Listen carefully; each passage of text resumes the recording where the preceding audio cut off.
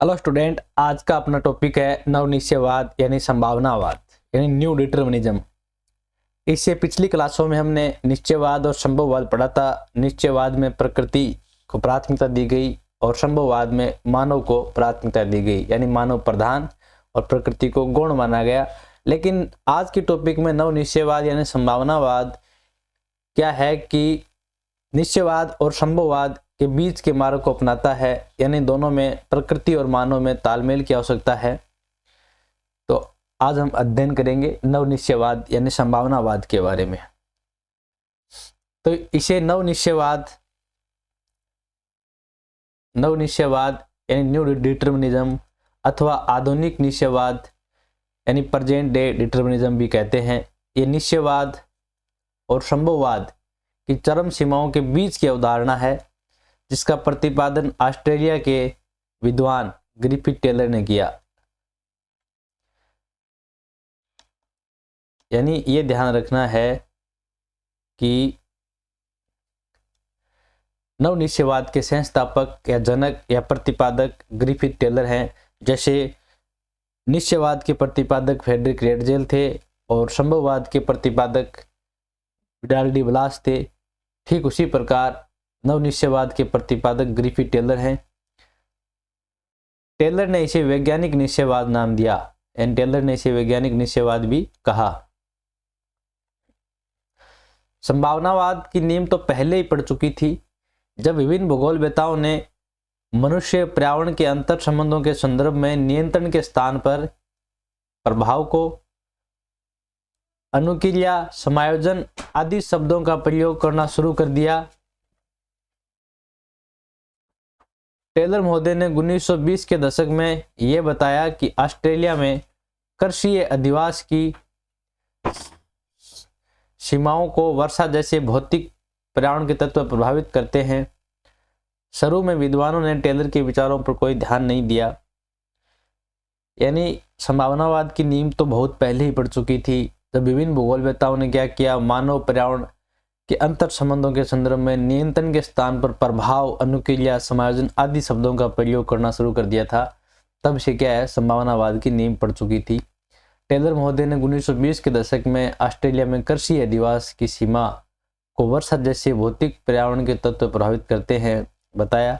शुरू में विद्वानों ने क्या किया, टेलर के विचारों पर विशेष कोई ध्यान नहीं दिया, परंतु जब 1948 में ऑस्ट्रेलिया यानी इनकी पुस्तक है ऑस्ट्रेलिया नामक उनकी अब पुस्तक में प्रकाशन से भूगोल के विद्वानों का ध्यान टेलर की अवधारणा की ओर आकर्षित हुआ, यानी नवनिश्चयवाद की ओर आकर्षित हुआ। निश्चयवाद तथा संभववाद की चरम सीमाओं के बीच संभावनावाद की अवधारणाओं को समझाने के लिए, यानी निश्चयवाद और संभववाद की जो चरम सीमा होती है, इनके बीच संभावनावाद की अवधारणा को समझाने के लिए टेलर महोदय ने रुको और जाओ निश्चयवाद वाक्यांश का प्रयोग किया। इसके अनुसार टेलर ने मनुष्य पर प्रकृति के प्रभाव को स्वीकार किया। यानी टेलर महोदय ने यह स्वीकार किया कि निश्चित रूप से ठीक है कि मनुष्य पर प्रकृति का प्रभाव होता है, परंतु साथ में यह तर्क भी दिया कि मनुष्य अपनी दक्षता, मानसिक क्षमता, विज्ञान और प्रौद्योगिकी के विकास के आधार पर अपनी आवश्यकताओं के अनुसार प्रकृति का उपयोग भी कर सकता है। यानी टेलर महोदय ने यह स्वीकार किया कि मनुष्य पर प्रकृति का प्रभाव जरूर है, यानी प्रभाव को स्वीकार किया उन्होंने, परंतु इनके साथ ये तर्क भी दिया कि मनुष्य अपनी दक्षता, मानसिक क्षमता, विज्ञान और टेक्नोलॉजी के आधार पर अपनी आवश्यकता के अनुसार प्रकृति का उपयोग भी कर सकता है। यानी ये दोनों निश्चयवाद और संभववाद के बीच का मार्ग अपनाने की बात कह रहे हैं। इस संकल्पना के अनुसार प्रकृति मनुष्य को उसकी बुद्धिमत्ता के अनुसार संभावनाओं का उपयोग करने का अवसर देती है। यदि मानव चतुर है तो वह प्रकृति के कार्यक्रमों का अनुसरण करता है, परंतु वह मूर्खतापूर्ण व्यवहार भी कर सकता है। यानी टेलर महोदय बता रहे हैं कि प्रकृति है वो मनुष्य को उसकी बुद्धिमत्ता, यानी जिस मनुष्य में जितनी बुद्धि है, जितना ज्ञान है, टेक्नोलॉजी है, उसके अनुसार संभावनाओं का उपयोग करने का अवसर देती है प्रकृति। यदि मानव चतुर है तो वह प्रकृति के कार्यक्रमों यानी प्रकृति के नियमों का अनुसरण करता है, परंतु वह मूर्खतापूर्ण व्यवहार भी कर सकता है। इस आधार पर यह माना गया कि पर्यावरण द्वारा निर्धारित सीमा में मानव सर्वोत्तम संभावनाओं को चुन सकता है। यानी पर्यावरण के द्वारा जो निर्धारित सीमाएं हैं कि इस सीमा तक हम प्रकृति का शोषण कर सकते हैं, उसमें क्या है कि मानव सर्वोत्तम यानी सबसे अच्छी संभावनाओं को चुन सकता है। टेलर ने चतुर और मूर्ख के बीच चयन करने की अनुमति देता है। विवेक और मूर्खता मानवीय अवधारणाएं हैं जिनके संबंध में प्राकृतिक पर्यावरण कुछ नहीं जानता। प्रकृति में केवल संभव और असंभव होता है। टेलर के अतिरिक्त अन्य भूगोलवेताओं ने भी नवनिश्चयवाद की संकल्पना को माना और उसके विकास में योगदान दिया। यानी टेलर के अतिरिक्त अन्य भूगोलवेता भी थे जिन्होंने नवनिश्चयवाद की संकल्पना को माना और उसके विकास में क्या दिया, योगदान दिया। कार्ल और सावर ने आधुनिक युग के निश्चयवाद को मानते हुए प्रकृति और मानव के बीच में समायोजन यानी एडजस्टमेंट की प्रधानता दी। यानी कार्ल और सावर ने माना कि आधुनिक युग के इस निश्चयवाद में प्रकृति और मानव के बीच समायोजन होना चाहिए। OH के स्पेट के अनुसार नव निश्चयवाद कुछ नहीं है बल्कि निश्चयवाद और संभववाद की चरम सीमाओं का बीच का दर्शन है। OH के स्पेट का मानना है कि नव निश्चयवाद और कुछ नहीं है बल्कि ये क्या है, एक निश्चयवाद और संभववाद के चरम सीमाओं के यानी बीच की जो चरम सीमा है उनके बीच का क्या है, दर्शन है, यानी बीच का भाग है। स्पेट ने नव निश्चयवाद के स्थान पर संभववाद शब्द को अधिक उपयुक्त माना।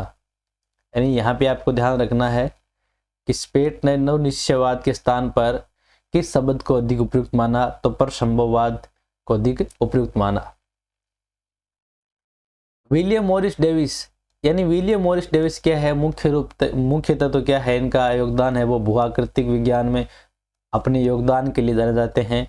फिर भी उन्होंने मानव पर्यावरण के संबंधों को अपने विचार प्रकट किए, यानी मानव पर्यावरण के संबंधों के में अपने विचार प्रकट किए हैं और कहा है कि मनुष्य की गतिविधियों पर पर्यावरण के प्रभाव स्पष्ट दिखाई देते हैं। यानी जो मानव जो काम करता है यानी उसकी गतिविधियों पर क्या है, एनवायरनमेंट के या पर्यावरण के प्रभाव है वो स्पष्ट दिखाई देते हैं। इसी संदर्भ में फ्रांसीसी विद्वान बेकन का कथन महत्वपूर्ण है। बेकन के अनुसार प्रकृति पर उसके आदेशों का पालन करके ही विजय प्राप्त की जा सकती है। यानी बेकन महोदय कहते हैं कि यदि हमें प्रकृति पर विजय प्राप्त करनी है तो पहले हमें प्रकृति के आदेश यानी उन नियमों का पालन करना होगा और पालन करते हुए हम प्रकृति पर क्या है, विजय प्राप्त कर सकते हैं। हटिगटन मूलतः निश्चयवाद का समर्थक माना जाता है। यानी हटिगटन निश्चयवाद के समर्थक माने जाते हैं क्योंकि उन्होंने मानव के रहन सहन व्यवसाय पर प्राकृतिक पर्यावरण के प्रभाव को मान्यता दी यानी स्वीकार किया। यानी हटिगटन ने माना कि मानव के रहन सहन और व्यवसाय यानी जो उद्योग धंधे हैं उनकी जो क्रियाकलाप हैं उन पर प्राकृतिक पर्यावरण के प्रभाव रहता है। इसके अतिरिक्त उन्होंने सांस्कृतिक तत्वों जैसे कला, साहित्य, धर्म, संस्कार, शिक्षा आदि पर भौगोलिक दशाओं के सीधे प्रभाव को भी स्वीकार किया और यह भी माना है कि उनके सांस्कृतिक तत्व जैसे कला, साहित्य, धर्म, संस्कार, शिक्षा आदि पर भी भौगोलिक दशाओं के सीधे प्रभाव को स्वीकार किया। परंतु इसके साथ ही उन्होंने मानवीय क्रिया का भी अध्ययन किया। यानी जो मानव क्या क्रिया करता है उसका भी अध्ययन किया और सफलता के अवसर को प्रकृति की अवस्था पर निर्भर माना कि सफलता है मानव की वो प्रकृति की अवस्था, इन प्रकृति किस प्रकार की है उसकी अवस्था पर निर्भर माना। इसलिए इसे संभावनावाद का भी समर्थक माना जाता है। यानी हटिगटन को शुरुआत में तो निश्चयवाद का समर्थक माना गया कि उन्होंने मानव के रहन सहन और व्यवसाय पर क्या है, पर्यावरण के प्रभाव को स्वीकार किया या मान्यता दी, लेकिन बाद में उन्होंने मानवीय क्रिया का भी अध्ययन किया या मानव का भी प्रभाव है प्रकृति पर निर्भर माना। बाद में इसे संभावनावाद का भी समर्थक माना गया। टेलर ने संभावनावाद में मानवीय विकल्प यानी ह्यूमन चॉइस का विचार भी सम्मिलित किया। इसलिए डॉक्टर टेथम ने इसे क्रियात्मक संभाववाद का नाम दिया। यानी डॉक्टर टेथम ने इसे क्रियात्मक संभववाद का नाम दिया। और पीछे हमने पढ़ा था OH के स्पेट ने नवनिश्चयवाद के स्थान पर संभववाद शब्द को उपयुक्त माना। ठीक उसी प्रकार डॉक्टर टेथम ने इसे क्रियात्मक संभववाद नाम दिया। सारांश में हम ये कहा जा सकता है कि मनुष्य और पर्यावरण के संबंधों को स्पष्ट करने के लिए पारिस्थितिकी उपागम सबसे उत्तम है, और मनुष्य और पर्यावरण दोनों ही इस पारिस्थितिकी के अभिन्न होते हैं, यानी इस पर्यावरण के अभिन्न होते हैं। मनुष्य और पर्यावरण दोनों ही, मनुष्य तथा पर्यावरण के संबंध आपसी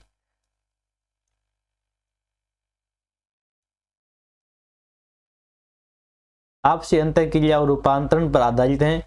इसी संदर्भ में प्रोफेसर मुनिरज्जा का एक अत्यंत महत्वपूर्ण कथन है। उन्होंने विचार व्यक्त किया कि प्रकृति को मानवीय रूप देने की आवश्यकता है, यानी प्रकृति है उसे मानवीय रूप देने की आवश्यकता है। हम अमानवीय प्रकृति व अप्रकृतीय मानव की कल्पना नहीं कर सकते, यानी बिना मानव की प्रकृति और बिना प्रकृति के मानव की हम कल्पना नहीं कर सकते।